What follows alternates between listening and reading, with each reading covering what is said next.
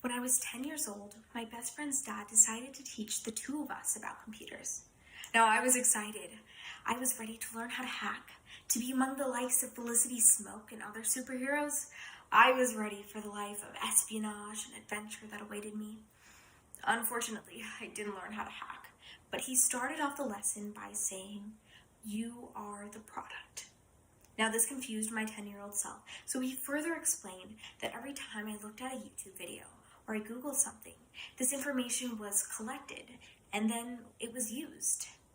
Now, once again, I was confused. I mean, who cares what a 10-year-old looks at on YouTube? It wasn't until this year that it finally clicked.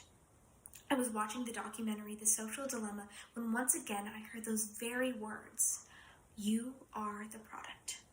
And with age, experience, and broader awareness, I finally understood that every time I scrolled through Pinterest or looked at YouTube, this information was being collected, and this collected information was then being used. This is a process called data mining. And data mining, by definition, is taking raw data and extracting useful information from it, extracting knowledge. By definition, it doesn't seem that bad. It doesn't seem that scary. But when we see how it affects you and me, its devastating consequences become quickly apparent. That means that every time you look at your friend's post on Facebook or you Google something on the internet, that information is being collected and then used. Now, this is a violation of our privacy, which was declared an inherent human right by the United Nations Declaration of Human Rights. And this is happening on a grand scale. It's something that affects everyone, from little kids in elementary school who use YouTube for educational videos, to adults who use social media as a form of discussion, to reach out to friends and to make their opinions known to the world. So, does the ethicality of data mining pass the Rotary four-way test? Is it the truth? Is it fair to all concerned? Will it build goodwill and better friendships? And will it be beneficial to all concerned?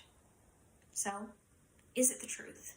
The truth is that yes, your information is being collected. And yes, it is being used. Unfortunately, it is also being abused. In 2014, Facebook sold the information of 87 million users to Cambridge Analytica for political advertising. I had no idea that people's information, their privacy, could be so easily bought. So the truth is that yes, through the process of data mining, information is being collected, used, and abused. Second, is it fair to all concerned? No, it is not. I think back to the words, "You are the product." Ultimately, our privacy isn't being respected. And this is something that affects everyone, from kids to teenagers to adults. Think back to when you last used a website. You probably had to click to agree to the terms and conditions, but there was a smaller button that said, "Do not sell my personal information." And upon clicking that button, you were taken to a site that says, "I'm sorry, but certain cookies must be enabled to use the site." In other words, you have to sell a degree of your information in order to use that service. And that is not fair. It is not fair that we have to sell our information to use these services. Third, will it build goodwill and better friendships? Unfortunately, the simple answer is no. We must remember that technology is an industry, and in order to keep going, it's got to be captivating. It's got to grasp our attention. It's got to be addictive. And that means that it pulls us out of our real relationships into our digital ones. So how can we build goodwill and better friendships when we're looking at our screens and not our friends? Unfortunately, it has even more detrimental consequences in the political landscape. Through data mining, your information is collected.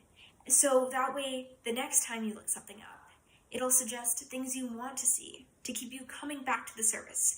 This means, in terms of politics, that people on the left only see what they want to see, and people on the right only see what they want to see. So this creates this huge gap in our knowledge, this huge gaping hole. And because of that, people can't talk to each other anymore. We can't have honest discussions. And the other side wonders how the other side could be so ignorant, how they could be so naive, not realizing that we're looking at two different sets of information. Ultimately, data mining is fueling political polarization, and that does not build goodwill and better friendships. And finally, fourth, will it be beneficial to all concerned?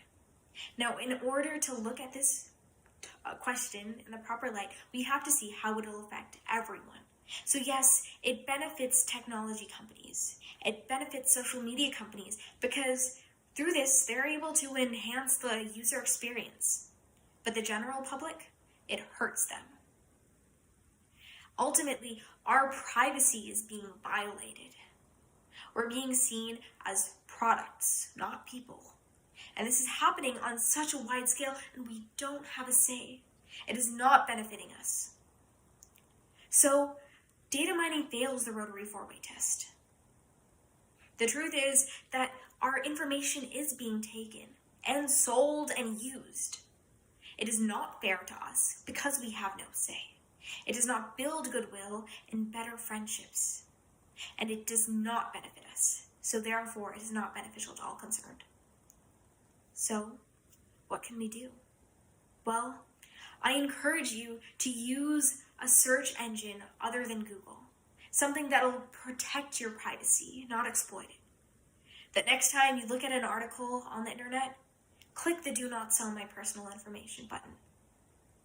There was a quote I heard in the documentary The Social Dilemma. It was, "Only two organizations call their customers users: illegal drugs and software." We must remember that technology is an industry. It's meant to be addictive. And when we make choices to use an alternative search engine, to click the "Do Not Sell My Personal Information" button, we are encouraging the industry to change. We are challenging the ethicality of data mining. Experts have said that data mining lacks standards, and because there are no standards, there are no boundaries, which has left us victims, vulnerable and defenseless. But when we take a stand, we ensure that they see us as people, not products. Thank you.